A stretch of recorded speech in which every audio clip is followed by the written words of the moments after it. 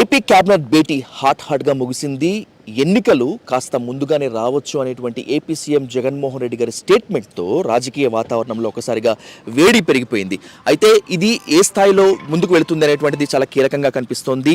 అసలు ఏపీ క్యాబినెట్లో ఏం జరిగింది, నిర్ణీత గడువు కన్నా ముందుగానే ఎన్నికలు కనుక వస్తే ఎదుర్కొనేందుకు వైసీపీ మంత్రులు ఎమ్మెల్యేలు మొత్తం సిద్ధంగా ఉన్నటువంటి దానిపై డీటెయిల్గా చర్చిద్దాం. మనతో ఉన్నారు AP IT minister Gudivada Amarnath గారు. అమర్నాథ్ గారు నమస్తే.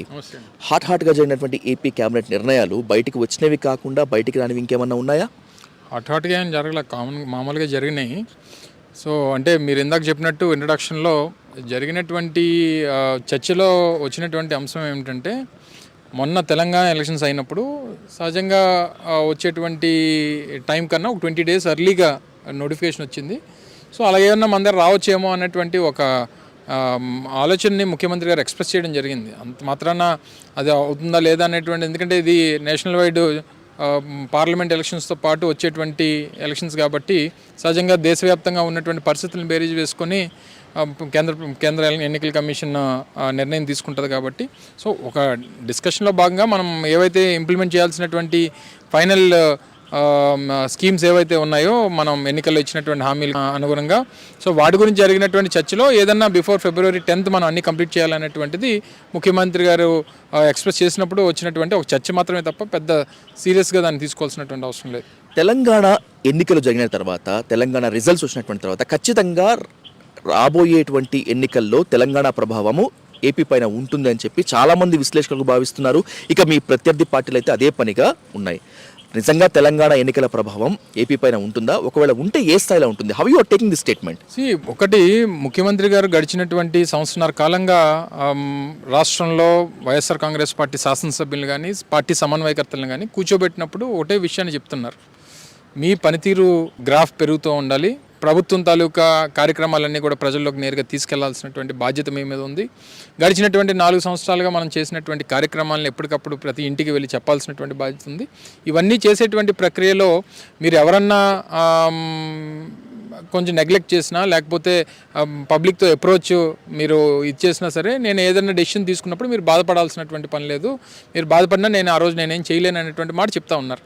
సో సహజంగా మొన్న జరిగినటువంటి తెలంగాణ ఎన్నికల తర్వాత వచ్చినటువంటి ఫలితాలు, అక్కడ ఉన్నటువంటి ప్రభుత్వానికి పడిపోవడం, లేకపోతే కొత్త ప్రభుత్వం ఏర్పాటవడం, దాంతో ఏంటంటే అక్కడ జరిగినటువంటి పరిస్థితులను బేరీజ్ వేసుకొని ఇక్కడ మనం నిర్ణయాలు తీసుకుంటున్నాం అనేటువంటి అభిప్రాయాన్ని చాలామంది విశ్లేషకులు ఎక్స్ప్రెస్ చేస్తూ ఉన్నారు. కానీ ముఖ్యమంత్రి గారు సంవత్సరాల నుంచి చెప్తున్నారు, అప్పటికి తెలంగాణ ఎన్నికలు జరగలేదే, అప్పటికి ఇలా జరుగుతుందని చెప్పి ఎవరు ఊహించడం కదా.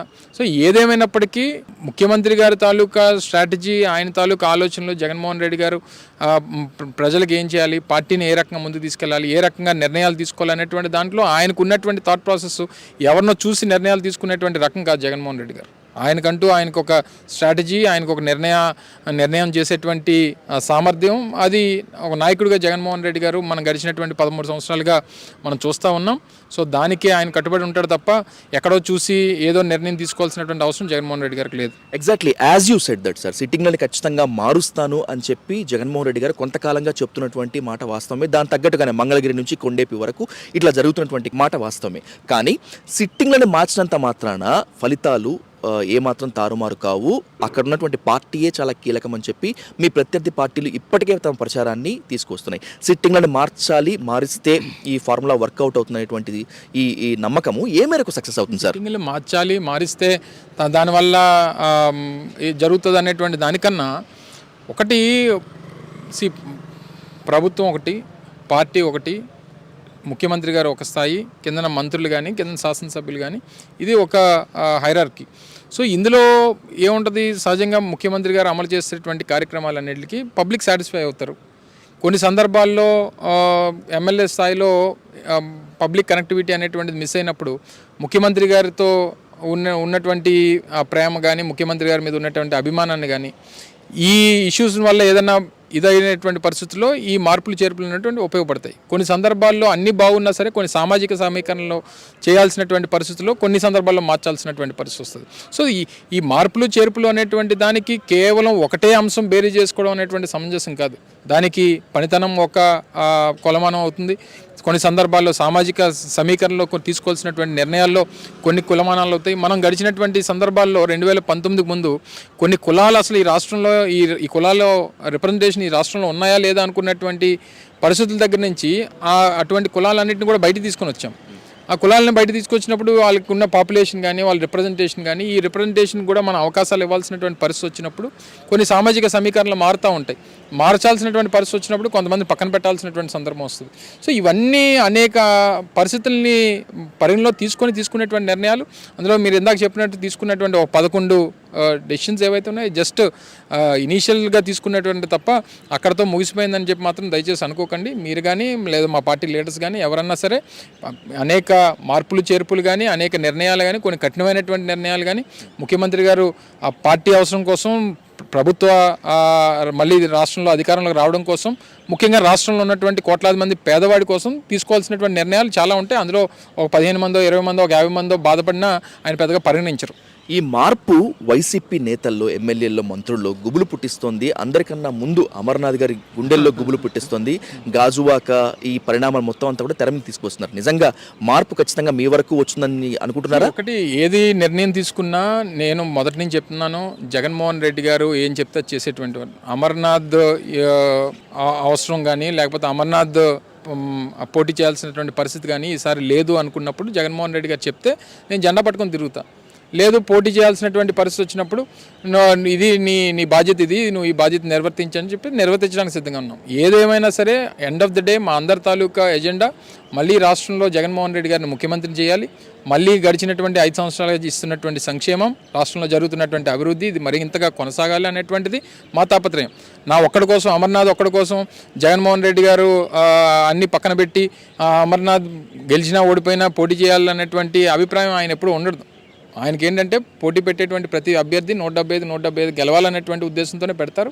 పెట్టిన తర్వాత మాలాంటి వాళ్ళు రేపు పొద్దున్న ప్రజలకు మంచి చేయాలని చెప్పి ఆయన కోరుకునేటువంటి ఆలోచన ఉన్నటువంటి సందర్భంలో ఆయన తీసుకున్నటువంటి నిర్ణయాలకి అందరం కూడా కట్టుబడి ఉండాల్సినటువంటి అవసరం ఉంది. కొంతమంది బాధపడేటువంటి పరిస్థితి వచ్చినా ఆ బాధపడేటువంటి వారిలో నేనున్నా సరే నేను పార్టీ కోసం, పార్టీ జెండా పట్టుకొని జగన్మోహన్ రెడ్డి గారి కోసం వైఎస్ఆర్ కాంగ్రెస్ పార్టీ జెండా పట్టుకొని తిరిగేటువంటి వ్యక్తులనే తప్ప ఇంకొక ఆలోచన చేసేటువంటి పరిస్థితి ఉండదు.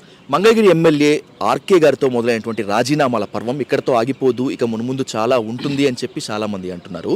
ప్రత్యర్థి పార్టీలు మీ అపోజిషన్ కూడా ఆపరేషన్ ఆకర్ష్తో సిద్ధంగా ఉంది. వీళ్ళందరికీ బ్రేకులు వేసేందుకు మీ దగ్గర వ్యూహం ఏదైనా ఉందా? బ్రేకులు మేము చెప్పాల్సినటువంటి పద్ధతిలో జగన్మోహన్ రెడ్డి గారు ప్రతి ఒక్కరిని పిలిచి కౌన్సిల్ చేస్తారు. ఒకవేళ ఏదైనా నిర్ణయం తీసుకోవాల్సినటువంటి పరిస్థితి వచ్చినప్పుడు పిలిచి ఇదిగో ఇది పరిస్థితి ఉంది, ఈ రకంగా ఉంది, కొంచెం ఈసారికి వెయిట్ చేయండి అనో లేకపోతే మళ్ళీ రేపు అధికారంలోకి వచ్చిన తర్వాత పలానా బాధ్యత మీకు అప్పచెప్తాను అన్నటువంటి ఒక తండ్రిలా కుటుంబ సభ్యులందరినీ ఏ రకంగా చేరదీసి చెప్పేటువంటి కార్యక్రమం ఒక కుటుంబ సభ్యుడు ఎలా చేస్తారో ఆ రకంగా చేస్తారు. అప్పటికీ నేనేదో సాటిస్ఫై కాక ఇంకేది చేయాలనుకుంటే ఇంకా అది ఎవరు మనం చేయబట్టుకొని మనం నడిపించాల్సినటువంటి పని లేదు.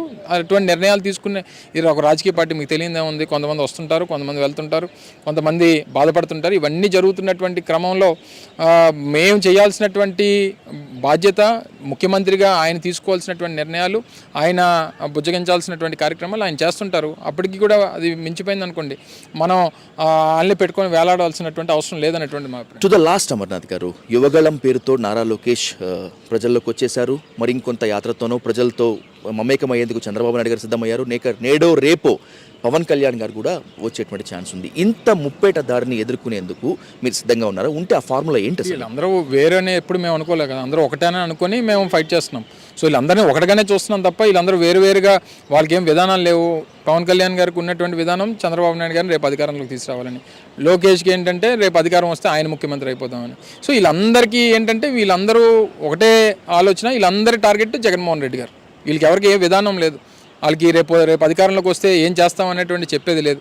మొన్నటి వరకు జగన్మోహన్ రెడ్డి గారు వెల్ఫేర్ స్కీమ్స్ ఇస్తుంటే ఈ రాష్ట్రం శ్రీలంక అయిపోయింది అనేటువంటి మాట మాట్లాడారు. మరి ఈరోజు అంతకంటే ఎక్కువ ఇచ్చేస్తామని చెప్తున్నారు. ఒక విధానం, ఒక సిద్ధాంతం ఉండాలి కదా. ఇవేవి లేకుండా చివరికి ఏంటంటే అటు పవన్ కళ్యాణ్ గారు కానీ, ఇటు చంద్రబాబు నాయుడు కానీ, ఇటు లోకేష్ కానీ, వీళ్ళందరి తాలూకా ఆలోచన ఏంటంటే end of the day Jaganmohan Reddy గారిని ఓడించాలి. దేనికి ఓడించాలనేటువంటి చెప్పాలి కదా. ఓడిస్తే ఏం చేస్తారు? ఓడిస్తే మేము ఇవన్నీ ఇస్తామని చెప్పని అంటున్నారు. మరి ఆల్రెడీ ఇస్తున్నాయని ఎందుకు ఓడించాలి అలాంటప్పుడు? సో ఇవన్నీ మినిమం ఆలోచించి మీరు వస్తే ఏం చేస్తారు, సరే మేము ఉన్నప్పుడు ఇవన్నీ ఇచ్చడం వల్ల శ్రీలంక అయిపోయింది, మీరు వచ్చినప్పుడు ఏం చేస్తారని చెప్పాలి. మీరు వచ్చినప్పుడు ఏం చేస్తారు, మేము ఇచ్చిన దానికంటే ఇంకో 5,000, మేము ఇచ్చిన దానికంటే ఇంకో 10,000 ఎక్కువ ఇచ్చేస్తామని చెప్తున్నారు. సో మీకంటూ ఒక స్ట్రాటజీ, మీకంటూ ఒక ఆలోచన, మీకంటూ ఒక పబ్లిక్ని కన్విన్స్ చేసేటువంటి ఒక విధానం ఇవేవి లేనప్పుడు, గతంలో మీకు 14 సంవత్సరాలు ముఖ్యమంత్రికి అవకాశం ఇచ్చినప్పుడు ఏ రోజు అమలు చేయనటువంటి ఈ రోజు చేస్తామన్నా సరే నమ్మేటువంటి పరిస్థితి లేదు. వాళ్ళు ఎన్ని పాదయాత్రలు చేసినా ఏం చేసినా ప్రజలు పెద్దగా సీరియస్గా తీసుకోరనేటువంటిది నా అభిప్రాయం. One more important question Amarnath గారు, ఇప్పుడు అంతా హాట్ టాపిక్ నడుస్తోంది తెలంగాణ నూతన సీఎం రేవంత్ రెడ్డి గారి గురించి, అలాగే ఏపీ కాంగ్రెస్కి షర్మిల గారికి బాధ్యతలు ఇవ్వబోతున్నారని చెప్పి. రేపు ఎలక్షన్ టైంకి రేవంత్ రెడ్డి గారు వచ్చి ఏపీలో కాంగ్రెస్ తరపున ప్రచారం చేస్తే, ఇన్ కేస్ ఒకవేళ షర్మిల గారు కనుక కాంగ్రెస్లో జాయిన్ అయ్యి తనొక స్టార్ క్యాంపెయినర్గా కనుక తయారైతే వీళ్ళిద్దరి ఇంపాక్ట్ ఏమైనా పనిచేసేటువంటి ఛాన్స్ ఉంటుందా ఏపీలో? దేశంలో అనేక రాజకీయ పార్టీలు ఉన్నాయి, అనేక మంది రాజకీయ పార్టీలు స్థాపించినటువంటి వారు ఉన్నారు, కొంతమంది జాతీయ పార్టీలో పనిచేస్తున్నటువంటి వారు ఉన్నారు. సో ఇవన్నీ ఉన్నప్పుడు ప్రజాస్వామ్యంలో ప్రతి ఒక్కరికి ఇక్కడ అవకాశం ఉంది. ప్రతి ఒక్కరు పోటీ చేయొచ్చు, కాంగ్రెస్ పోటీ చేయొచ్చు, లేకపోతే ప్రజాశాంతి పార్టీ కే పాల్ గారు పోటీ చేయొచ్చు, లేకపోతే ఇంకొకరు పోటీ చేయొచ్చు. ఎవరైనా పోటీ చేస్తారని మీకేంటంటే మా బలం మాకు ఉంటుంది, మా శక్తి మాకుంది, మేము ఏం చేసాం ప్రజలకు అనేటువంటి చెప్పుకునేటువంటి అవకాశం ఉంది. కాంగ్రెస్ పార్టీ వాళ్ళు వచ్చి ఏం చెప్తారు, ఈ రాష్ట్రాన్ని విభజించాం, ఈ రాష్ట్రాన్ని నాశనం చేసేసాం, ఈ రాష్ట్రం ఉమ్మడి రాష్ట్రంగా బలమైనటువంటి రాష్ట్రంగా ఉన్నటువంటి దేశంలో ఆంధ్రప్రదేశ్ని ముక్కలు చేసామని చెప్తారా, లేకపోతే ఇప్పటివరకు అమలు చేసినటువంటి దాని గురించి ఏ రోజు మాట్లాడినటువంటి రాజకీయ పార్టీగా మాట్లాడతారా? ఇవన్నీ సరే, ఇంకా ఆ పార్టీ గురించి ప్రెజెన్స్ లేనటువంటి పార్టీ గురించి మాట్లాడుకొని మళ్ళీ దాని గురించి డిస్కషన్లో పెట్టడం అనేటువంటిది పెద్దగా ఉపయోగం లేదనేటువంటిది నా అభిప్రాయం. Thank you. Thank you. So ఎవరు ఎట్లా వచ్చినా కూడా, ఎంతరు జట్లు కట్టుకొని వచ్చినప్పటికీ కూడా తమకున్నది ప్రజాబలము. ఎన్నికలు ఎప్పుడు వచ్చినా కూడా తాము అందుకునేందుకు సిద్ధంగా ఉంటాము, ప్రజాక్షేత్రంలోకి వెళ్ళి గెలుచుకునేందుకు సిద్ధంగా ఉంటాము. తెలంగాణ నూతన సీఎం రేవంత్ రెడ్డి గారు వచ్చినా, లేకపోతే యోగలం పేరుతోటువంటి నారా లోకేష్ గారు, చంద్రబాబు నాయుడు గారు, పవన్ కళ్యాణ్ గారు వచ్చినప్పటికీ కూడా ప్రజాబలమే తమని గెలిపిస్తుందని చెప్పి అంటున్నారు. ఇది ఆంధ్రప్రదేశ్ ఐటీ మినిస్టర్ అమర్నాథ్ గారితో face to face camera person విజయ్తో. విజయ్ సాధు, ఐ డ్రీమ్ కోసం.